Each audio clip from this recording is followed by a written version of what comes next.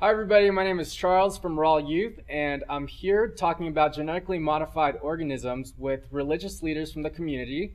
To my right is Rabbi Elihu Giverts from Los Angeles. We also have Reverend Dr. Dudley Chapman from the Greater Community Church. And we also have Reverend Peter Rood from Holy Nativity Church. And next we also have Swami Ishwarananda from Chamaya Mission, Los Angeles. And joining our community religious leaders, we have Jeffrey Smith from the Institute of Responsible Technology. Jeffrey, can you tell us a little bit about what genetically modified organisms are? Well, GMOs, genetically modified organisms, are organisms where you take genes from one species. It could be bacteria, viruses, it could be from animals or humans, and you force those genes into the DNA of other species. So in the foods that we eat, we have bacterial and viral genes put into crops so that the crops can be sprayed with toxic herbicide or so that the crops themselves produce a toxic pesticide. Well, what do you guys think about this from a religious standpoint? Is it vegetarian still when they put these animal genes into these plants? Like, what do you guys think? I don't know how to react to it. Never thought about I was eating GMOs until recently when I found out that they were doing it. And now it's abominable. Wow. Abominable. And Peter, what are your thoughts on? It takes my breath away when I think about how many folks in my congregation have no idea. They simply have no idea whatsoever in what they're taking in. Likewise. So it takes one's breath away. And it means that as a pastor, I'm just going to have to educate all the more to raise consciousness and to have folks be active and taking responsibility to stand against this practice as much as possible. Peter, you talk about not knowing. Is there, from a religious perspective, an importance of knowing about food or knowing about environmental practices that would be more in line with one's faith? I think it's important. I think people who take our teaching seriously about caring for the planet, caring for our neighbor, caring for ourselves, we are temples of the Holy Spirit, and so therefore we should be conscious and aware of what it is we're ingesting, and feel that those corporations that we're supporting are also being responsible in how they treat other people as well. I think our teaching, our tradition supports that way of viewing the world. Rabbi, what would you do? Like, would you eat something that's genetically modified that had some genes of pork or something? Like, what? If I knew if something had pork in it or something had lobster, no, those things are not kosher. And I try to do my best to follow the kosher laws. And absolutely, I would totally stay away from it. But I need to know. Yeah, that's the first thing, education. It's interesting that in kosher, you're not supposed to mix milk and meat. There is an interesting combination already on the market, and it's complicated. They take a gene from a fish that swims in the Arctic, and so it produces an antifreeze protein to keep it from freezing. They take the gene that produces the antifreeze protein and put it into yeast. Then they allow the yeast becomes the production factory of this fish gene, and then they put the fish gene into low-fat ice cream. Wow. Breyer's low-fat ice cream. And it's hardly anyone knows this, and it's just so that it's creamier texture. Which ice cream? It's Breyer's low-fat ice cream. Yeah, stay away from that. There's a lot of products actually on the market that are labeled natural, but they're made with genetically modified organisms. Like, what do you guys think about that? Is that misleading? Like, what? How do you say natural? What does it mean? I mean, there's so many different definitions, right? I mean, Jeffrey, do you know, like, what implications are there? Natural doesn't mean anything technically. You can say whatever you want is natural. Wow. So there's an interesting frustration about people who think that natural means non-GMO, and then they find out that the corn that's in the product is genetically engineered to produce an insecticide. Organic foods are, you have 70% of the product that is there, 70% of the material that is there is organic. It is organic. So the 30% can be non-organic. Is that true? So there's 3 ways to label organic on the front of a package. One says 100% organic, and it is.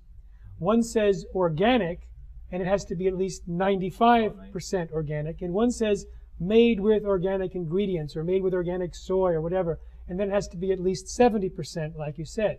but whether it's 95 or 70, the rest of the non-organics have to be non-GMO.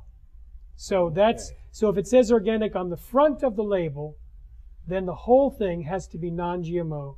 And that's sort of one of the ways that people avoid GMOs. I mean, obviously it would be great if there were labeling. In 49 countries they have labeling, but not in the United States.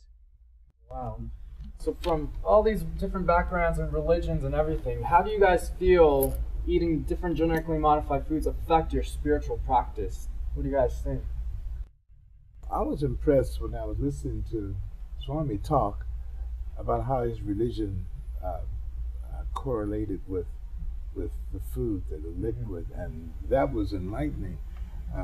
As Protestant Baptists, we just never thought about, in our religion, it's not delineated as beautifully as you put it, but we definitely and positively want truth. And to be untrue to me and not telling me what I'm eating is definitely a sin, and that would be totally what we'd be against 100%. And that's where I'm really interested in seeing that people really get the truth about the GMOs and what they do and might do to us. I think truth is eating the food that God made. Yeah, nicely said. But I don't want to sit in front of the food and feeling guilty. What I'm eating, I don't know. And after eating that, when I'm sitting for meditation, that guilt consciousness is there. I don't know whether what I ate is right or wrong, because I have no idea what it is. So yeah, it has to be said whether it is organic or not, so that I can be sure that I ate the right thing. Right. Jeffrey, do you have any research on the health effects of consuming GMOs? Funny you should ask.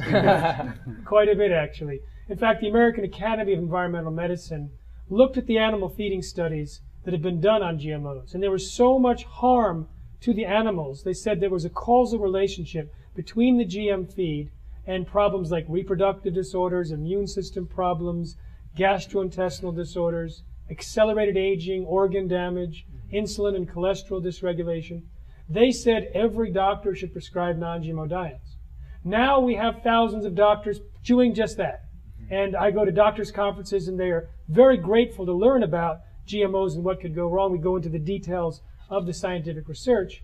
And they then sometimes invite me into their clinical practice to interview the patients that have switched to non-GMO.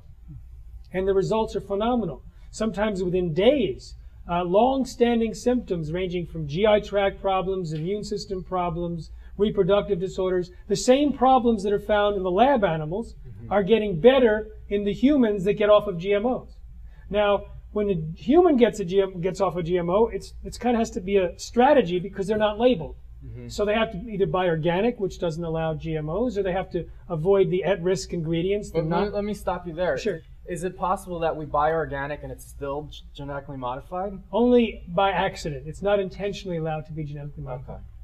So we have now the same categories of diseases that are found in lab animals, found in humans that get better from those diseases when they switch to non-GMO, and also the livestock and the pets, according to veterinarians and farmers, the animals get better when they switch from genetically modified soy or corn to non-GM soy or corn. So there's actually overwhelming evidence now that GMOs are unsafe.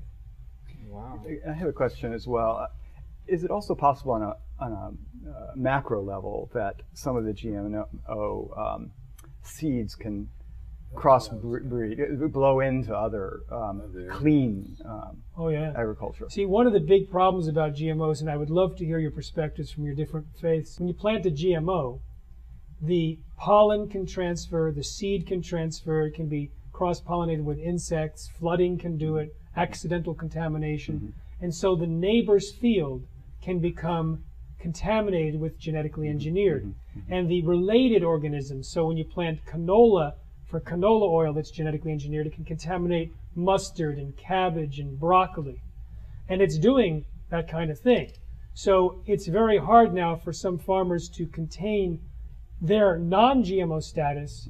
And what's more is that once you've contaminated the gene pool, we have no technology to clean it up. It can outlast the effects of global warming and nuclear waste. So you're saying once a genetically modified organism is created, it can't be undone. Once it's released, it cannot be recalled. And so we have, at this level of technology, you have to consider it irreversible. I know people are really shocked when they hear about the irreversible contamination, but I have never talked to religious leaders what they think in terms of stewardship principles or trespass, or even just dealing with something so huge as disrupting the order of creation. So I have my own thoughts of this, but I really want to hear yours. Yeah, what are your guys' thoughts? I was going to comment when you said by accident, because that would be the biggest accident that ever happened to mankind, because God has so designed it that everything works together for good. The pollen that moves from in the air to fall upon where it's supposed to fall to produce the plant that's healthy and good. But now you're telling me that you have pollen that is contaminating the one that is organically existing, and that is totally intolerable, because that means that there is no control in the whole world, because there's no control to where seeds can blow, and so real food might even possibly not exist in a few years, because it's contaminated like this. Something needs to be done. Peter, I know you have some experience growing organic farms, right? What's your perspective on this? The garden preaches to us, you know, it teaches us so much. And I was thinking, as we were just speaking about the religious response to this tragedy, you know, and boundary shifting. Vedana Shiva was in Los Angeles in October and came by to visit our community and our garden, and she started to talk about the level of suicides among farmers in India. 250,000 Indian farmers are taking their own lives because of this very dependency, that this challenge, this problem, this tragedy affects the poorest of the poor in the world. And as a person of faith, I think we have to take a position to stand against that. So genetically modified organisms, GMO, right? Recently, I've heard people say God might object. Do you guys agree? Swami, do you agree with this? Yeah, he will just surely object to that. Because we are interfering with what he has created. And he created us, he created the world for us to enjoy and eat what he has created as nature. And then we are interfering with that. And I personally do not know why we need to do all these things. And on the conversation with you, I heard that it is not going to increase the productivity of this thing. Maybe protection may be there to some extent, but it doesn't.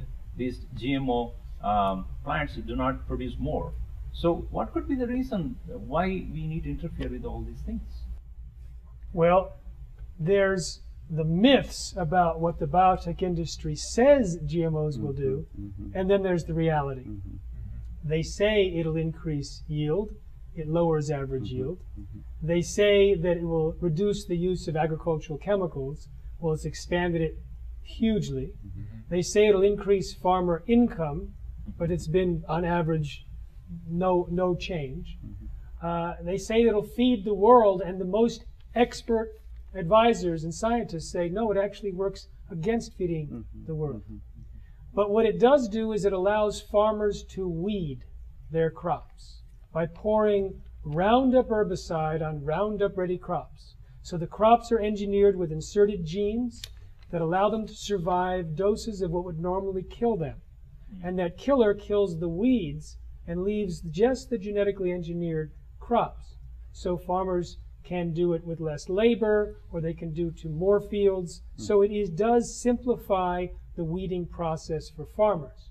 Or it allows the actual corn or cotton plants to produce its own toxic insecticide, which breaks open the stomach of insects to kill them. And we know that that toxic insecticide can now break holes in human cells and is found in human blood and in the blood of unborn fetuses and may be responsible for serious health dangers. So what they say it does and what it actually does may be very different. So who are they? Well, there are 5 genetically modified food companies: Monsanto, Syngenta, Bayer, DuPont, and Dow. And they are, by and large, providing lots of money to try and stop Prop 37 in California from passing because they don't want people to know if the foods are genetically engineered. What are some of the things that they're doing or campaigns they're running? Well, they're trying to confuse people by telling them that Prop 37 is confusing. They've already spent more money than they'll ever spend labeling GMOs, trying to tell us that labeling is too expensive. So their arguments are, oh, it'll lead to lawsuits, it'll lead to higher costs of food. I mean, think about it. If you want to put a single sentence on your brand that says maybe made through genetic engineering, that costs a little bit of ink. And maybe you hire a designer to figure out where the sentence goes. It's a fraction of the cost of the product. And they're going to say, you're going to have to spend hundreds of dollars extra per year if GMOs are labeled. Well, that's obviously not true because the same companies that sell products in Europe where they require labels didn't raise prices when labeling was enforced. But they continue to sell us unlabeled products. So if they switch to either non-GMO products or they have to label it, it's not going to raise prices one bit. Why is it important for us to go out and vote and share this message with other people? Now we do not know what the GMO does to us. And then, or let's say 25 years, 30 years later, after so much of victims have reported, died. then our grandsons may probably say, yeah, these people did not do anything there. So we should better do it right now and then make sure that people are aware that this is harmful. And we have to make sure that it is brought to the public. What's holding us back from getting everyone educated about GMOs and making a difference? Well, the biotech industry that sells genetically modified organisms has enormous power. For example, the FDA is supposed to be in charge of protecting us against problems with foods and drugs, Food and Drug Administration. And the scientists at the FDA were asked in 1991 to look at GMOs and to see, are these things safe? And the overwhelming consensus among the scientists were, no, they actually have unique risks. And we need to test them very carefully because they might introduce allergies that we don't even know about, or toxins, or new diseases, or nutritional problems. And so they repeatedly wrote memos to the superiors saying, we need to have it tested, we need to have it tested on humans, we need to have long-term toxicological tests. But the person in charge of policy at the FDA was the former attorney to biotech giant Monsanto. Oh, wow. And the policy that he oversaw claimed falsely, completely lying, saying, we're not aware of any information showing that GMOs are different. And on that basis, he said, no testing is necessary in order for Monsanto, who told us falsely that PCBs, Agent Orange, and DDT were safe, they can put a GMO on the market without telling the FDA or consumers. And then that person who was in charge of policy went and worked for Monsanto as their vice president. Now he's back at the FDA in charge of food safety. The FDA, they're supposed to, protect the humans, the public, and they're doing this. Does that make you guys feel a certain way? Like, what do you guys think? Pastor, what do you think? I think that I would tell my people the first thing to do would be to actually go out and vote on the proposition that makes them label everything that is GMO'd. Straight out. Because if you don't begin there, what my expert here has said to me, that the reason why this is growing is because they're all financial reasons. These folks aren't changing jobs for fun, moving chairs. It's financially involved. It's greed. Greed. I don't think that should come ahead of the livelihood, the safety of the people. And FDA and whoever else is supposed to be in charge need to get the message. It's time to straighten this thing out. Do you guys have any closing remarks before we close up here? Anything, Swami? Yeah, Prop 37, we should say yes, where the labeling is a must, and we should support that proposition. We should do that. Pastor? I would say to my congregation and the people watching to go out right as soon as you possibly can. Find out where you vote so you can vote to label these foods. Do it now. Jeffrey? Well, I think that right now we're seeing an early sign of a tipping point of consumer rejection. Because I think, yes, knowledge, truth will set you free, knowledge has power, and I think it's getting out. In spite of the biotech industry's best intentions, the knowledge of GMOs is getting out, the dangers are getting out, and I see that I'm hoping that they won't be on the market very long, because I think that the food companies will realize they've become a marketing liability, and they'll get rid of it in the United States, just as they got rid of it in Europe when the Europeans were informed about the dangers, and the food companies got wise and said, to protect our sales, we're removing GMOs. Anything for you, Rabbi? Just a prayer and a request, a prayer to God and a request to the heads of those companies that that I understand it's important to make a profit. I understand that there are shareholders and that you're responsible to them, but I ask you also to look in your hearts and to feel responsibility also for people around the world that are impacted by your decisions, and that you can make a difference, and that you can make a difference whether people are sick or whether they live. Anything from you, Peter? I guess for me, what I would invite my community to ponder, and as we've been sitting here today, I've been thinking a lot about the question that my children and perhaps my grandchildren will ask me at some point, given what we've been discussing and the seriousness and the weightiness of it all, is why didn't you do anything? And living with that, we would have to live with what that answer is. And so we have an opportunity, I think, in November to take a stand and to begin to say, well, we acted, we said no to this way of being, this way of growing life, and say yes to Prop 37. Thank you, everybody. So we just finished here with the religious community leaders, and I've learned so much, and I hope you guys learned a lot too. And I hope you guys actually support the labeling of GMOs and know that it is our right to know what's in our foods. So thank you so much. Thanks for watching.